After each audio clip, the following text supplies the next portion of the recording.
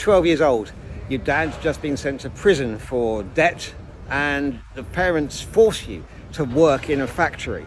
Well, that's exactly what happened on this site in 1824 to Charles Dickens, the most famous writer of the whole of the Victorian era.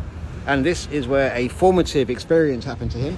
As it says up here, rather euphemistically said he worked here. Well, it was more slave labour. Now the thing was, he was such a good worker that the factory actually stuck him in the window of the company as well. It was a blacking factory. That meant that he was putting liquid into bottles here.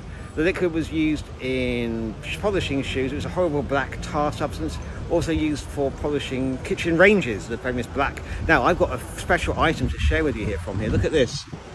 It says on it, Warren's blacking strand 30. So this is some kind of a symbol, maybe a token that was used for the company. And on the other side of it, you've got here an image of how effective.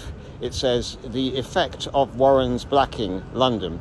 And you see there's a polished boot here that's got such a reflective surface from the brilliance of the blacking that a cockerel is looking at its own reflection in it, and as fighting cockerels would have done in cockfights, it's pecking at it because it believes it's looking at a rival cock.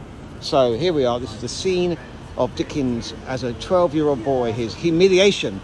This then turned into a TGIF. Thank God it's Friday, but it closed down during lockdown, but you can still see the symbol of it here. But anyway, this is where Charles Dickens worked as a boy, a formative influence on him. He was incredibly ashamed of it, never admitted it until after his death in a diary he left.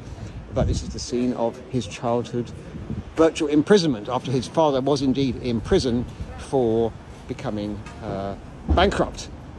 And we are just by Covent Garden.